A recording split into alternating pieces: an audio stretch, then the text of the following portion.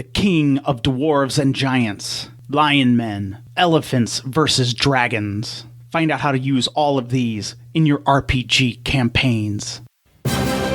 Welcome to DiceGeeks.com Tabletop RPG Show. Level up your RPG campaigns by filling yourself with stories and knowledge. Explore topics from archaeology to film history to writing to literature and much, much more. This is DiceGeeks.com Tabletop RPG Show. Welcome to the show. My name is Matt and I am your host. This is the show where we learn how to become better game masters and better role players by filling ourselves with stories and knowledge. It is my intention to bring you a fascinating conversation with a game master, a role player, a game designer, a filmmaker, a historian, an archaeologist, or other fascinating, interesting, amazing person each and every week. Okay, now after that, you can find the show notes for these episodes at dicegeeks.com. But before you head over there, let's get into today's interview. My guest today is the writer and game designer behind the Molten Sulfur blog, Tristian Zimmerman. Tristan, welcome back to the show, man. Matt, always great to be here. Thank you so much. Yeah, no problem. It is always a pleasure to have you on and kind of continue what we like to do, talk about situations and scenarios that people can just throw right into their existing campaigns. And as always, we'll be drawing these from history and folklore because you feel that those sources kind of give us some of the best inspiration, don't you? Yep, absolutely. I really think that if you're drawing something directly from real history and real folklore, it imbues your games with a richness that your players will really appreciate. That it really kind of breathes life into your campaigns. Big fan, been doing it for years. Gonna keep doing it. Yeah, and so if somebody out there is a new listener, what Tristan and I have been doing is we just take a few of these situations from history or folklore or literature that Tristan has written about on his blog, Molten Sulfur, and we talk about them to see how you can use them in your campaigns to, like Tristan said, add some richness there. So why don't we just jump in here, Tristan, and get things going. You had written a post about a Rose Realm, dwarves and giants. Can you kind of set that up for us? Yeah, absolutely. So this comes from a medieval poem. It's a medieval German saga. And kind of to set the background for this, we have a lot of these medieval German sagas.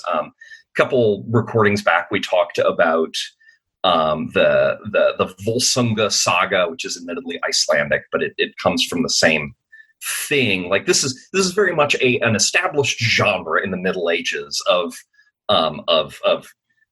sagas and poems about great deeds of daring do conducted by knights in this kind of mythical early medieval Germany, right? Like this isn't the real historical early medieval Germany. This is what people later on in the Middle Ages thought that early medieval Germany looked like. And it's got magic and it's got kings and it's got, a lot of the society looks very similar to what later medieval people would have expected to see. But then a lot of it just looks super weird and bizarre and unlike the actual bloody, grimy chaos of much of the earlier Middle Ages.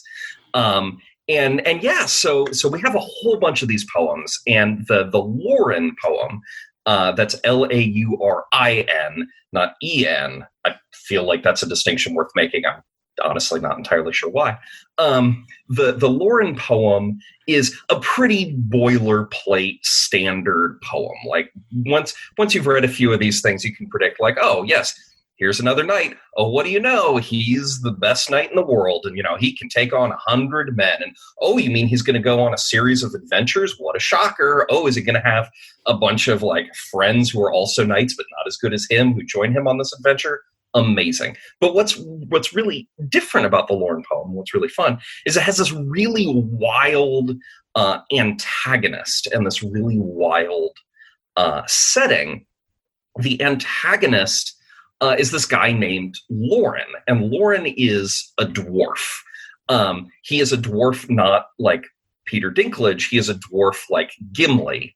And he is explicitly small.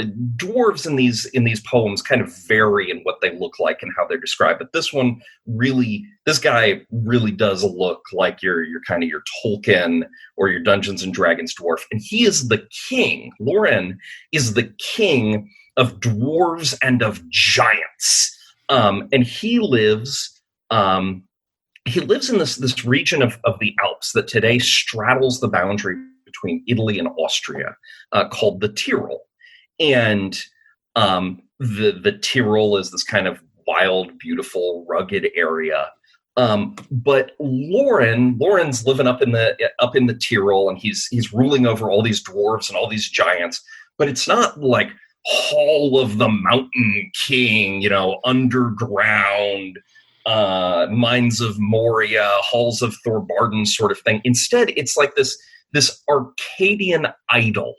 That's idle with IDYLL, folks playing the spelling game at home.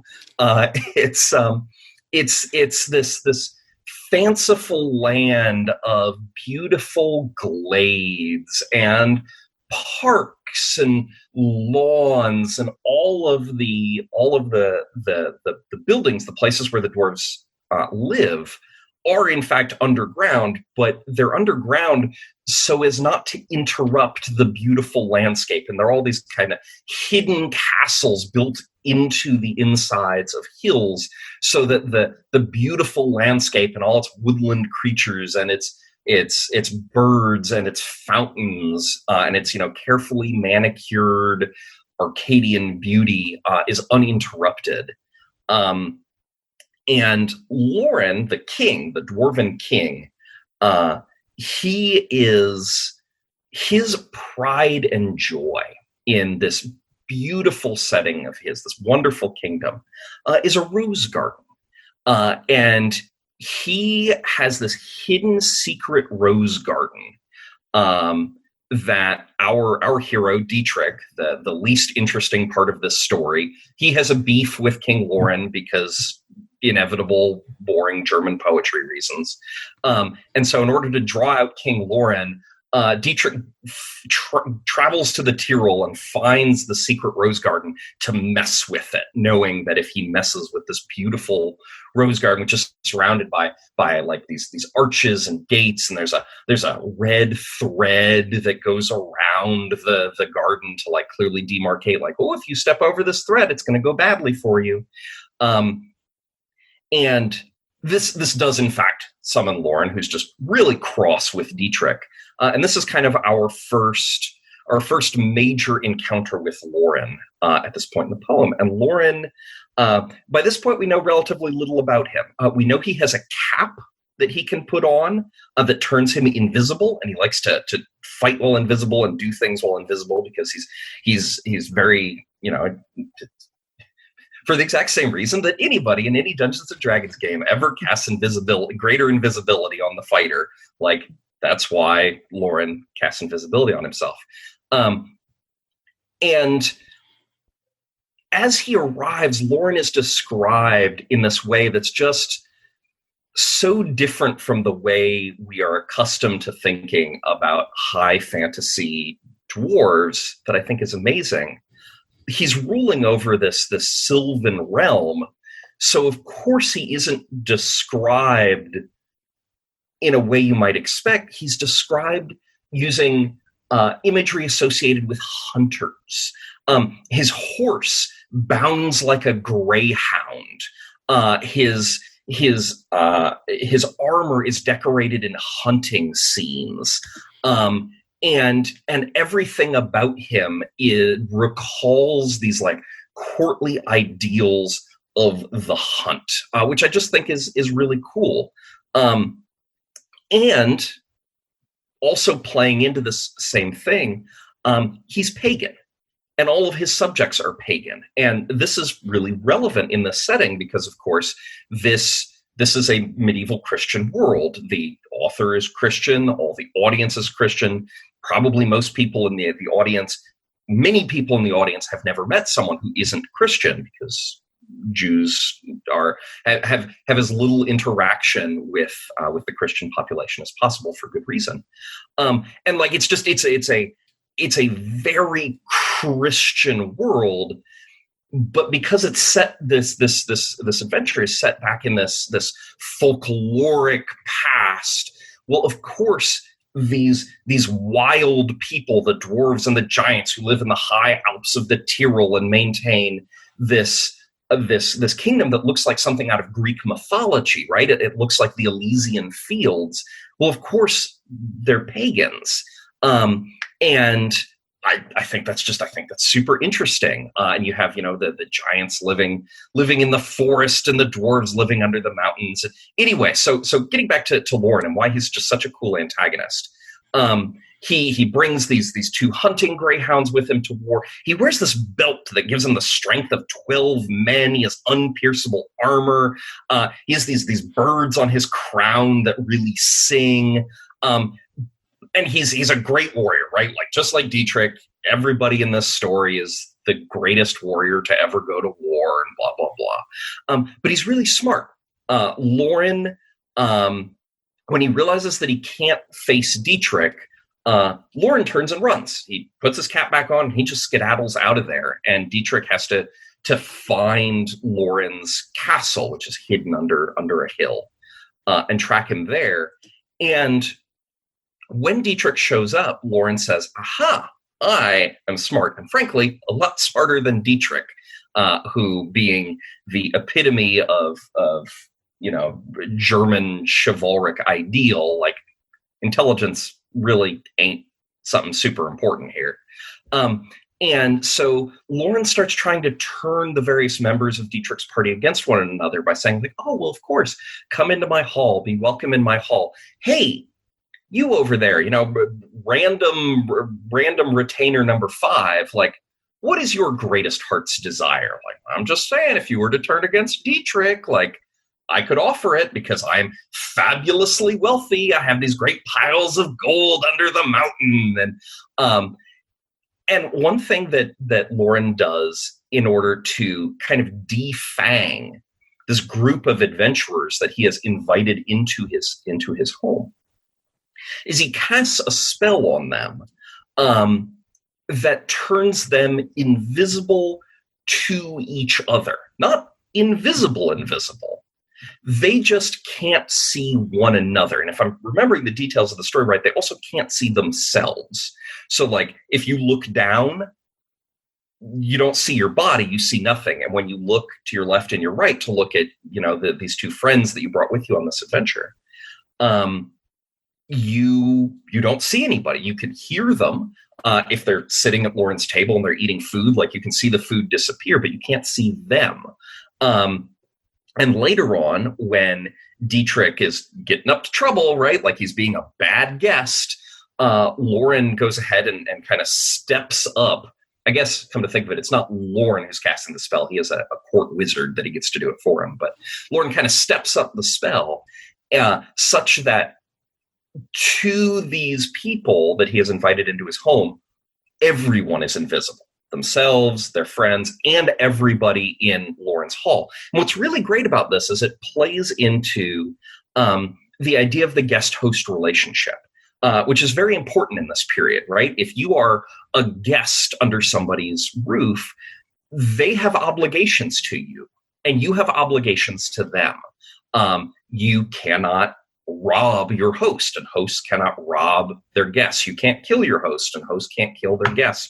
There's this whole web of obligations that exist once hospitality has been offered and accepted. And what's really cool about this the spell that Laurent has cast on Dietrich and his allies is that it doesn't interfere with Laurent's obligations as a host. Right? Like, Laurent has not done anything to contravene the guest-host relationship.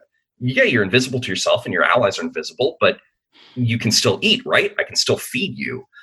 You can still sleep, right? I can still put you in a bed. It doesn't in any way impugn upon Laurent's honor as a host. But of course, anyway, Dietrich acts badly. He decides that because Lauren is a pagan, the guest host relationship doesn't apply.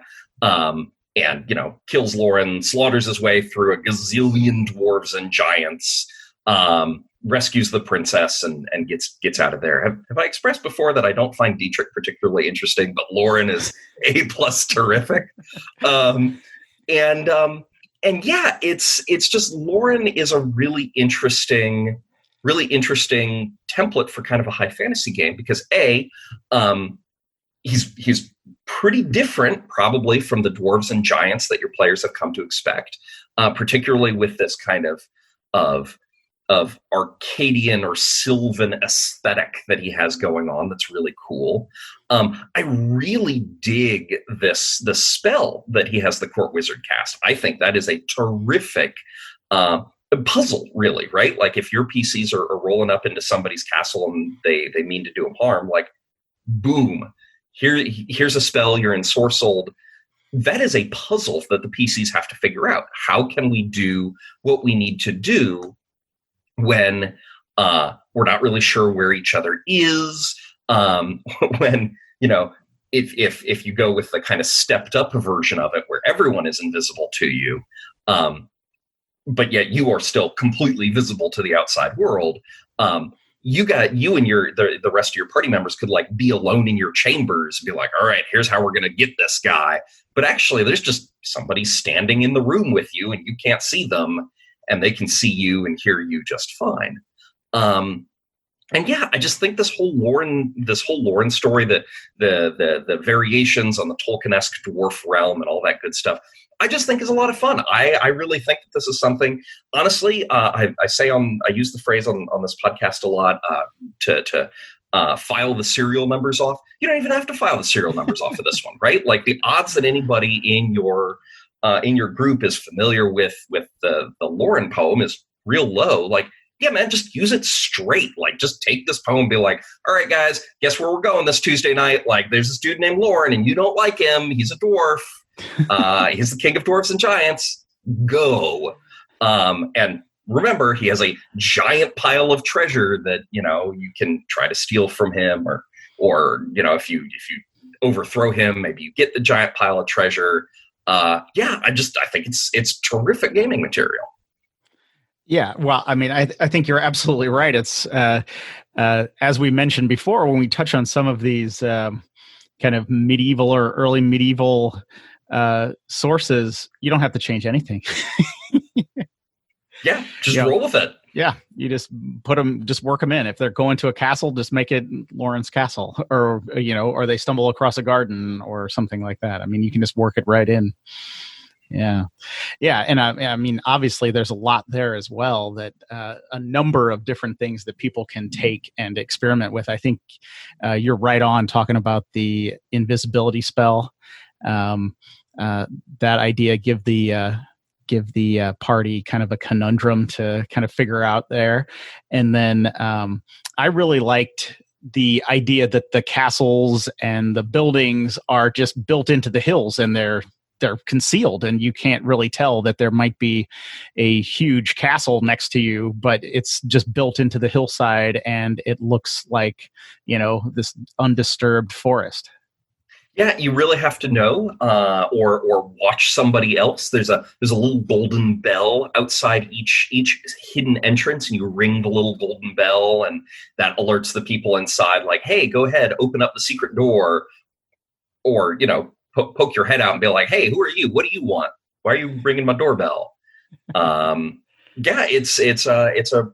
then, getting into one of these is a puzzle in and of itself, because if Lauren, maybe you have already gone ahead and angered Lauren to the point where the guest host relationship is no longer going concern, right? Like, sorry, you tried to stab his chief of the guard and, run off with his money. Like, guest host relationship is broken. So we are beyond this pseudo invisibility spell. Like, cool. Maybe you have to get into another one of these castles. Like, how do you sneak into a castle if you're not even 100% sure where the door is?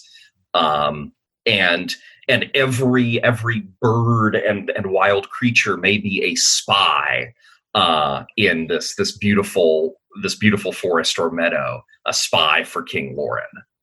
And I think probably regular players of D&D would probably be more familiar with that, dealing with like wood elves instead of dwarves. Yeah. But here we get the dwarf who is kind of filling that kind of role of a sylvan spirit or Lord of Nature kind of thing. Yeah, and fills it very naturally. Like, to me, it doesn't feel forced. It doesn't feel weird or out of place. Like, it just works. I was thinking too, you had mentioned a few times the guest-host relationship. And I know, as we say a lot of things in our hobby, it kind of depends on your players. But I know usually times when I have tried to use the guest-host relationship in anything, in anything more substantial than, you rent a room at an inn or something like that, my players will tend to be very suspicious of the host kind of right off the bat. And that kind of always seems to me to kind of throw a little bit of a wrench into things. What would you do if you're trying to, introduce your players to, into a new castle or something, and you are trying to play on some of these ideas of the guest host relationship, but your players may automatically instantly be suspicious of their host? So I think the first thing you should do is insert some scene that establishes the strength of the guest host relationship. And what that scene would look like should of course depend on your campaign setting, but something that establishes that this particular host takes it seriously, takes the relationship seriously. Maybe you are sitting down to dinner the first time and you're like, who are these guys? Like, I'm not thrilled about this. And there's another guest there who reveals something at dinner. You have to be careful not to fall into the trap of having two NPCs talking to each other, because then it's the GM role-playing with him or herself, and that's incredibly dull. But something comes up in the course of this dinner that makes it clear that, like, unbeknownst to the host, the guest actually is working against the host's interests. That, like, for example, maybe, it's oh, sir, what's your face? Like, why, so glad to be able to put you up for the evening. I know you're just passing through. I hear you're going on to Austria. What is it that's taking you to Austria? Well, funny you should mention it. I am actually going there to try to establish an alliance with your mortal enemy, Queen Svalbard of Svalbard. And like, oh, geez. Well, I wish you'd told me that, before I offered you bread and salt in the Song of Ice and Fire version of this. But you have eaten under my roof. I have offered you hospitality. You have accepted it. Like, nothing I can do about it. And then the next morning, the PCs watch this guy ride off completely unharmed, right? And a scene like that might just really establish, like, oh yeah, it would have been real convenient for for our host if his guest had just died in the middle of the night, but that doesn't happen here. And then once you have established, for realsies, if your players are suspicious, lean into it. Like, take advantage of it. Have your host be acting suspiciously. Give them good reason to doubt his motives, but also never have him actually cross the line. And I think that sort of dance of will they, won't they, can be a lot of fun. I think your advice there, on both sides is really good, because I think players are willing to have their characters do some things sometimes that, of course, we wouldn't do, because the players, the characters are absent the cultural context and and consequences that we face in the real world, of course. And they just there's like, we're playing a game, what's the consequence if I slap the king across the face? And sometimes or insult my host. What are the consequences? We're just playing a game. And so I think playing on that sometimes can be really good, and showing them a scene that this host takes it very seriously. And then also, yes, leaning into it, but never having them actually cross the line. Like I just think of, like they're sleeping in their room, of course, and they hear somebody outside the room and they open the door, but they're just walking by innocently, right? But it looks kind of suspicious, and kind of pushing the players a little bit to see if they're really want to take on the Magic King, who can summon all the animals of the forest to fight at his side at a moment's notice if they if they really want to. Yeah, and I'm sure this advice is going to be super old hat to most of your listeners, but this is the issue of like, well, it's just a game. What happens if I slap the king? Like, man, this is what session zeros are for, is being able to have that conversation and establish that everybody's on the same page. Because if all of your players want that sort of game, right, where it's like, look, man, I work really hard at work. When it's game night, I just want to be able to blow off some steam. If everybody's on the same page with that, then you as the GM should just say, yeah, man, okay, then that will be the kind of game I run. But if there's just like one or two people who want that and everybody else says, no, what I really enjoy about this hobby is, the serious politics and the serious role play, then having that open and honest conversation before the campaign even begins is really helpful, so that later on, when Susan says, you know what, forget the guest host relationship, I'm gonna stab him. You're like, okay, like that's your player, Susan. I just want to remind you, remember we had this conversation. Is this necessarily, do you feel like this maybe violates the group's compact a little bit? And then maybe Susan will say, oh yeah, that's a good point. Okay, I guess I don't stab him. Or maybe Susan says, no, I'm doing this for these good reasons. Thank you for prompting me, GM, because now I get a chance to explain that I'm stabbing the king for really good reasons. And everybody's like, oh, those are some good reasons. So yeah, man, session zeros, establish expectations, make it all clear, disambiguate. No, that is really good advice. And even if we've heard it before, we should be reminded of it, because it is paramount to be on the same page when we start a campaign or when we're playing with our group. Absolutely.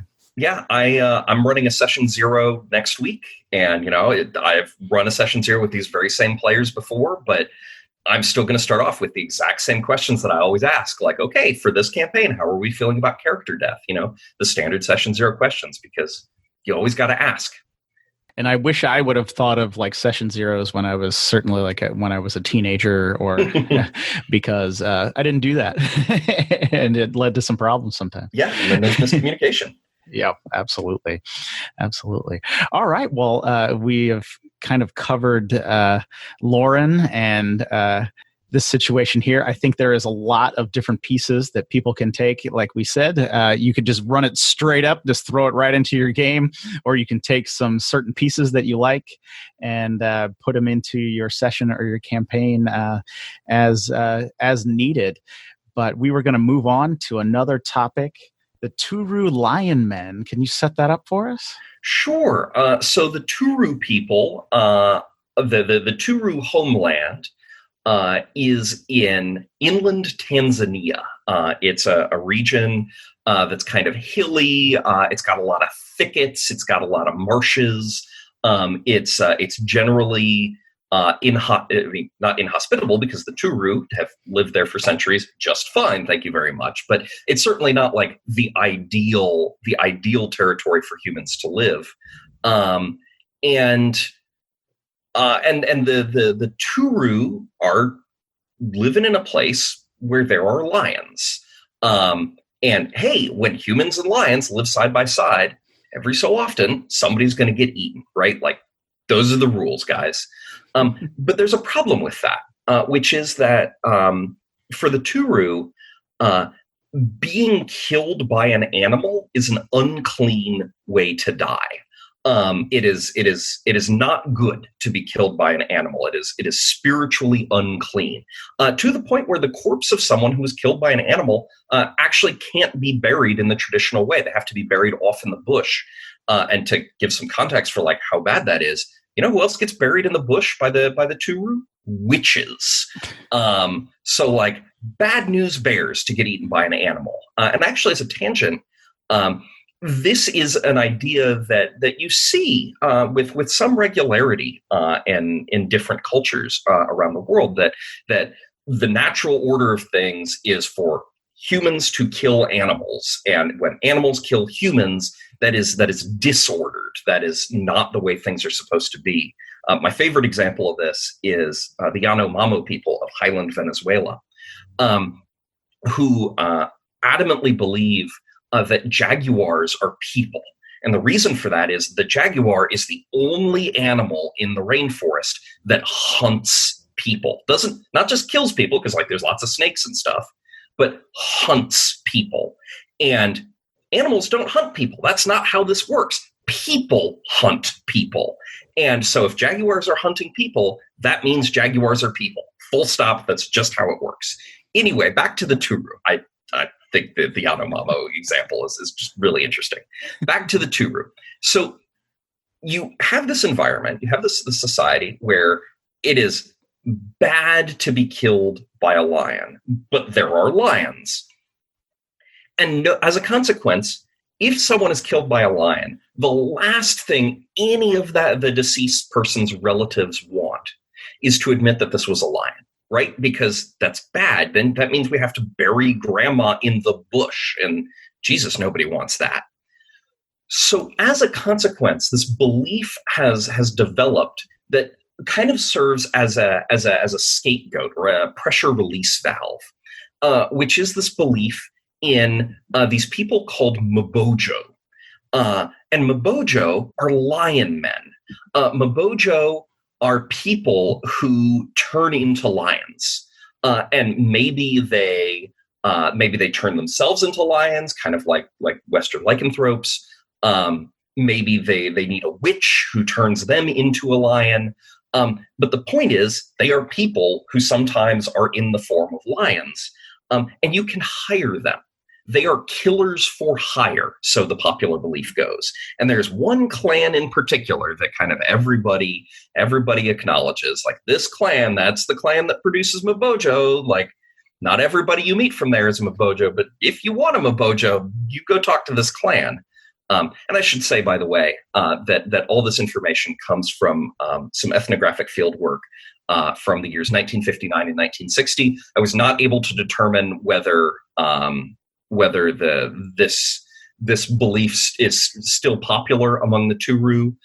There's not a lot of documentation on it, so I was able to find a teeny tiny little bit of documentation that suggests maybe yes. So I'm continuing to use the present tense, but grain of salt, people.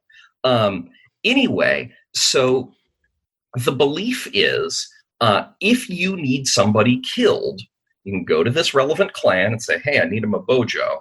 And they will provide for you a Mbojo in lion form. And you lead the Mbojo back to your village, like on a leash, I think. And then you store it in the back room of your house. And every Turo house, at least using the standard Turo design, has a storeroom in the back of the house that has no windows.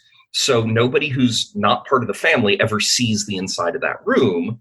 So you keep your lion man in lion form in the back room.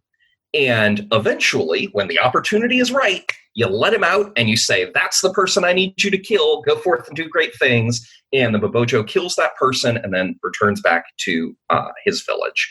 And it sure looks, for all the world, like a lion did this. But the deceased person's relatives are able to say, no, you guys, wasn't a lion. That would be unclean. We all know it's obviously Granny didn't die of an unclean way. Like, this was a Mbojo.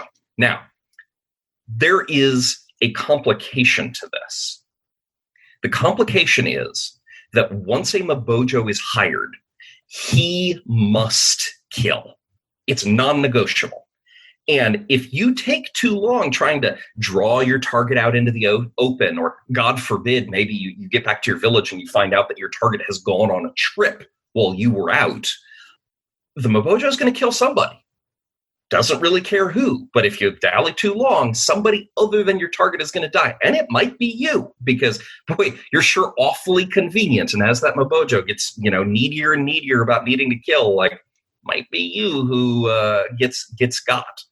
And yeah, I just think this whole Mbojo Lion Man thing is really fun because you can use it as an inspiration for kind of a murder investigation, right? Like, you show up in the village and somebody says, hey, somebody was murdered, and you're like, oh geez, well, we're the good guys in this adventure, so we better investigate this murder. And you go and you check out the body, and you're like, guys, this is lions, right? Like, this is clearly lions. And they're like, no, let me tell you about the Mbojo. This ain't lions. And now the PCs kind of have to falsify the null hypothesis. The null hypothesis in this case being this was lions. You have to be able to find some proof that this was not in fact lions, that this was a Mbojo. And how you go about doing that depends very strongly on your setting. Obviously, I am, as usual, not suggesting this is a case where you probably do want to file the serial numbers off, because I'm not suggesting like, oh, your PCs go to Tanzania and go to a village in the backcountry and find somebody. Like, no, man, like, you've got your fictional campaign setting. Find a good place to insert this belief. But how do you falsify the idea that this was a lion? How do you determine if it really was a Mbojo? How do you then go on to figure out who hired the Mbojo, particularly given the complicating factor that the victim may not have been the intended target? In point of fact, the victim may be the person who hired the Mbojo. And so you can kind of turn that on its head. You can make the logical suspect, the sworn enemy of the dead guy, that you automatically conclude, well, obviously, if the dead guy had a sworn enemy, like, must have been him who hired the Mbojo. But actually, the sworn enemy was the intended target, and the victim is the person who did the hiring. And the intended target was on a long trip when the hirer got back to the village. And yeah, I just think it's super fun. Yeah, absolutely. Absolutely. That's why when I was checking out some of the ideas on your blog, I thought this one was particularly interesting. Now I can see how, like, kind of that the scenario you just kind of set up, like this investigation. I can see how that could really work in kind of a possibly like a 1920s, 1930s setting, or even a modern day setting, because people don't normally turn into animals. But how do you take it in a fantasy setting? Because if you're playing 5e, I mean, half the characters in the party may be able to transform into a lion. That's a really good point. So a lot of it, I'm sure, will depend on to what extent your PCs are special or unusual, right? Mm-hmm. So, and that's going to be extraordinarily setting dependent. 4th edition D&D, right, had kind of baked into it this idea that the PCs are unusual, that the vast, vast majority of ordinary people in this setting are not like them. Yeah. And then 5th edition, which no longer has, 4th edition had kind of this points of light setting baked into it. 5th edition doesn't really have that, to the best of my recollections. Hey, audience land, sing out if I'm totally wrong. But to the best of my recollections, no, 5th edition doesn't have a setting baked into it. So yeah, are you playing a game in the style of like The Black Company, where magic is super rare and unusual and kind of invariably awful? Or are you playing a game where actually magic is super common? In which case, if magic is super common, maybe this Mbojo thing actually doesn't work. Like, I have been talking for a minute here, and I'm still not thinking of any ways to make this work if just anybody can use magic. Because if magic is common, you probably wouldn't use a Mbojo, right? Because the Mbojo, part of the point is that it's dangerous to the person who hired the Lion Man. And if there is a hag in every swamp who would be more than happy to poison anybody she's paid to and is not a danger to the person who hires her, yeah, you go to the hag, you don't go to the Mbojo. If you do play D&D as if, if you walk into a tavern, there could be, a 12th level wizard and a 7th level fighter and a 9th level druid sitting at other tables around, I just always find that something like that is a little tricky. Because you'd go in and say it's a lion. Well, a druid character is like, no, it could be a shapeshifter, right? Because I'm one, but I do like the idea. I think, like you were always saying, kind of like file the serial numbers off, but also I think you could take the kind of this idea of and maybe like expand on it a little bit and say there's an order of assassins who transform into lions, and you could kind of play with that a little bit, but like I said, I think just like right off, it makes perfect sense to put it in like a Call of Cthulhu game or even a modern game where you have some bits of supernatural kind of show up every once in a while, and I think those would work really, really well. Yeah, I have to agree, and in fact, I think it would shine particularly well in a modern game, which has little bits of the supernatural popping up here and there, because, the Mbojo is, like, by the standards of you and me living in an ordinary world, like, that is terrifying, right? The idea that an evil person could turn into a lion and then show up and eat me. Like, I don't want to get eaten by a lion. There's nothing I can do against a lion. Like, what is me, Tristian Zimmerman, going to do against a lion? Nothing. But by the standards of kind of some other fantasy, this is actually pretty low powered, right? Like, okay, it's just a lion, just in scare quotes, and there's a very real risk that the lion may eat the person who hired it. So I think this is an example of something that plays better the closer the default game setting is to low or no magic. Obviously not no magic, but the closer to low or no magic, I think the better the Mbojo will work. Like I was saying, for fantasy, maybe there's an order of assassins that transform. Oh yeah, into I animals. dig that.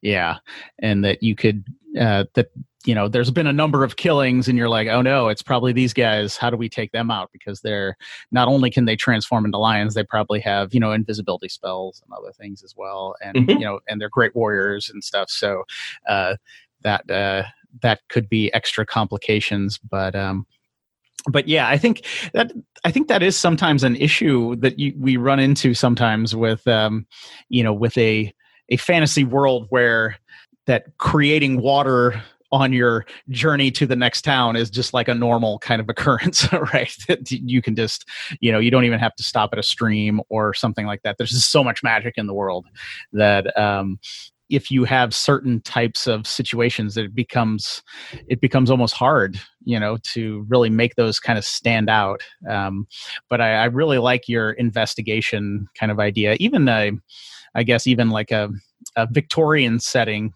kind of would work as well, where you have some investigators trying to figure out why people are being murdered by a lion in London. That would work very well, I think.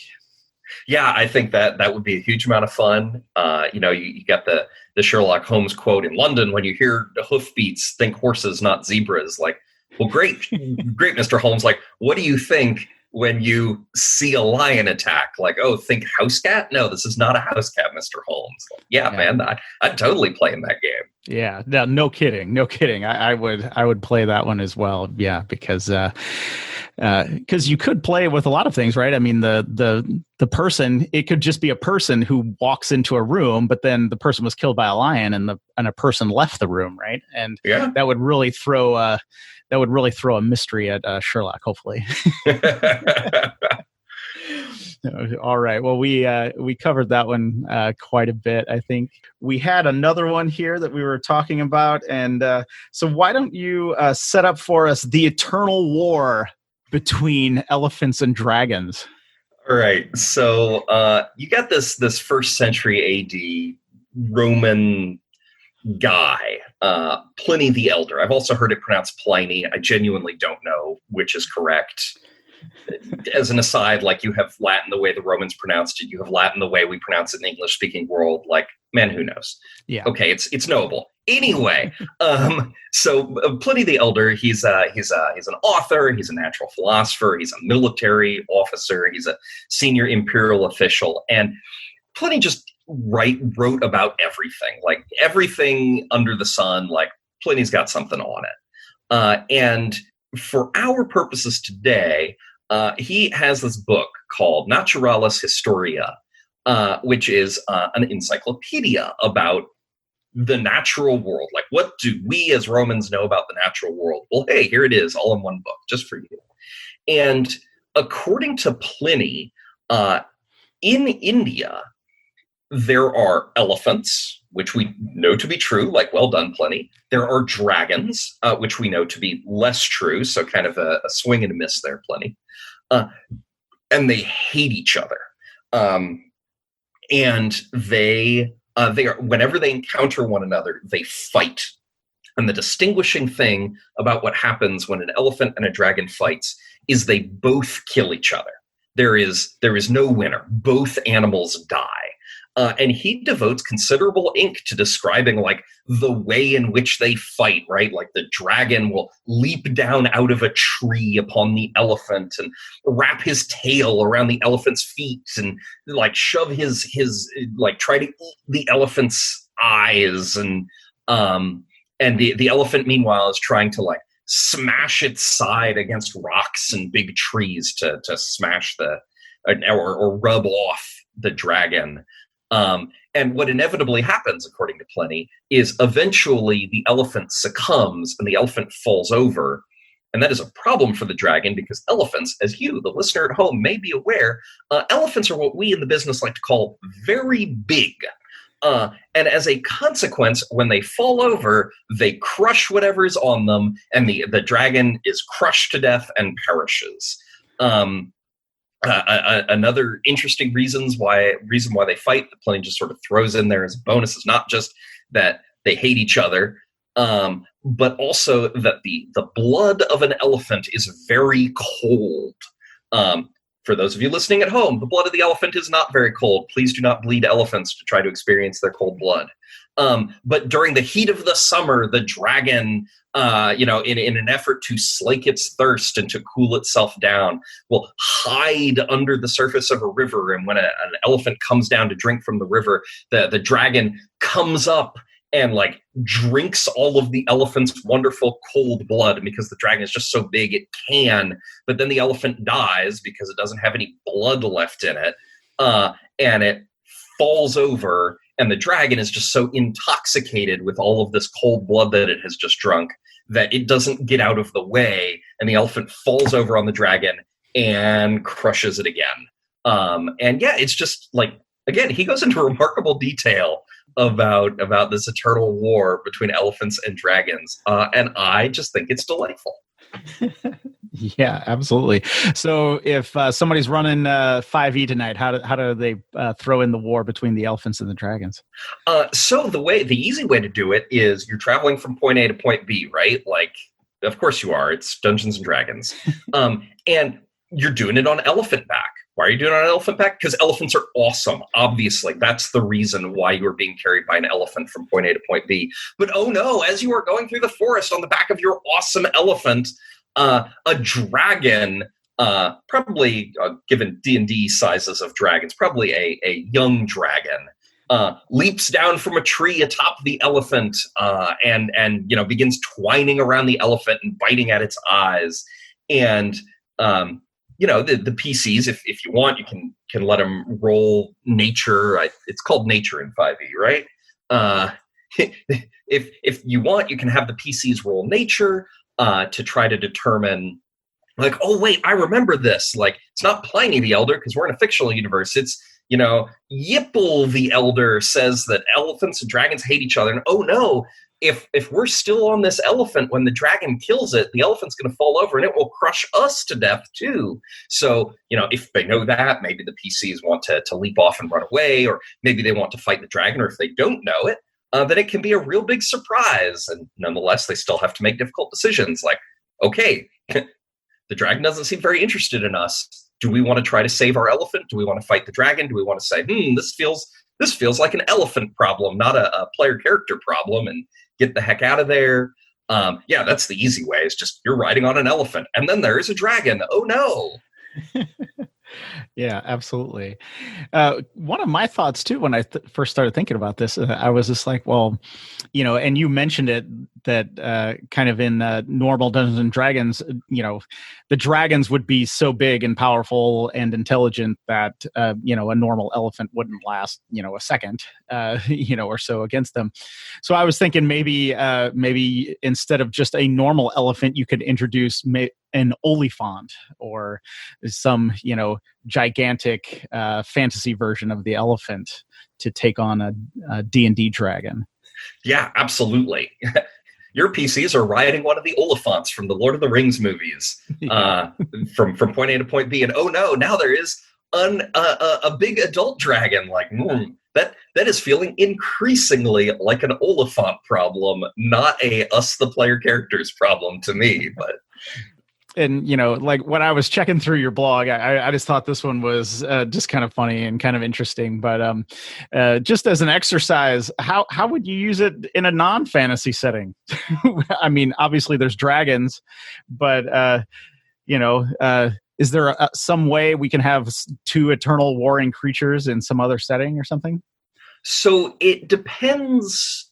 I would say the place you have to start is, how seriously does my setting take itself? Yeah. One of the reasons this works in a fantasy setting is fantasy can be serious, but often it doesn't take itself very seriously. Yeah. And the idea of an eternal war where both parties inevitably kill one another, we're fine with it. You couldn't do it in like an Arthur C. Clarke hard science fiction setting where, on this alien planet, these two big animals are perpetually killing one another, because hard science fiction kind of necessarily takes itself very seriously and strives to be, grounded and mature and realistic and plausible. But if your setting is plausible and mature and realistic, you probably can't do this. But if your setting is like, we're fine with rule of cool, right? We're fine with, if it's neat, if it's interesting, if it's wild, sure, it works. Then you honestly can just kind of drop this in any sort of setting. And if dragons, or for that matter, if elephants don't really fit in the setting, I will guarantee you there is a big animal somewhere in your setting that can take the place of either the dragon or the elephant, or two creatures if you want to replace both of them. I really feel like the important distinction is just, does your setting take itself very seriously? And if not, sure, man, go to town. I doubt your players will complain. I know there is some popularity recently with kind of gaming in kind of ancient Hellenistic type worlds. I mean, you can just put this right in there because absolutely, that's where it comes from, basically. So you can just throw it right in as written. But yeah, it is interesting to think about some of these things. I think it can kind of push us, even though, in a far, maybe a far future science fiction game, it might be hard to kind of put this in. But of course, you could introduce some alien planet with two creatures that fight each other to the death and cause all kinds of complications for our heroes who have to either ride one of them or kind of travel through the battlefield that they are on to get to someplace else. Or for that matter, two spacefaring alien species, right? Like whenever the Gizneki and the Balarks, whenever their spaceships happen to be close to one another, the Giznekis and the Balarks do hate each other, and they always fight. And invariably, the result is always that both ships are destroyed and lost with all hands, just because that's just how the Giznekis and the Balarks make their ships, is in such a way that whenever they fight the other, they always win, but they are also always destroyed in the process. Yeah. Well, I mean, you just gave me an idea there. I mean, of course, they could be ships, but I mean, they could be creatures that can live in space, and they are mortal enemies, and they kill each other when they come together and fight, and the players would have to perhaps collect things from them or natural resources or something from them, and while they are fighting or something like that, to add in some extra. They can't do it when they're dead. They have to do it while they're fighting somehow, and that would bring in some other complications there. I don't know. It would be a little out there, kind of far future game, but I mean, I could see it working in Starfinder pretty easily. Man, if anybody out there is still playing Rogue Trader, the Warhammer 40K game about merchants with spaceships, which is ridiculous and wild and colorful and a lot of fun, I think this might be, your suggestion here might even be a little too on the nose for Rogue Trader. Like, look, you got these enormous, powerful things. They're colorful, they're bizarre, they're gross, they're weird, and warfare always winds up, being mutually destructive and pointless. Welcome to the grim darkness of the 41st millennium. No, I think you're right. I hadn't even thought of that, but yes, that it might be. There might even be a published adventure with that in there. but you are right. All right, Tristan. Well, we covered a lot of ground today. Just remind everybody where they can find your blog and some of your books that you write. So if you want more, you can head over to moltensulfur.com. I believe that link will be in the show notes. I am putting out content like this every single week and have been for several years. So if you like this sort of content, head on over to moltensulfur.com. Also on Molten Sulfur, I have links to 3 of my books, which if you want more gaming material grounded in real history and folklore, those books are right there, and I certainly wouldn't object to you throwing a little bit of money my way. And check it out, moltensulfur.com. Yeah, and as Tristan just mentioned there, I will make sure that there will be links in the show notes for this episode at dicegeeks.com. So if you are listening right now, you can head over there and you will find those links so you can check out Tristan's blog that is just chock full of all of these fascinating situations and historical knowledge that you can use in your games. Well, Tristan, it is always a pleasure to have you on the show. Thank you for coming back again. Always a pleasure to be here, Matt. Thank you so much. All right, there you have it. It is always a lot of fun to have Tristan on the show.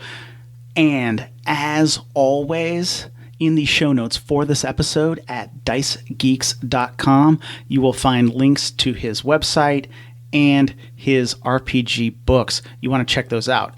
Now, guys, if you want some free stuff, head over to dicegeeks.com/free. You'll get 10 free dungeon maps. You'll never miss an episode of this show. And every Friday, you will get an email update from me letting you know what I am up to here at Dice Geeks.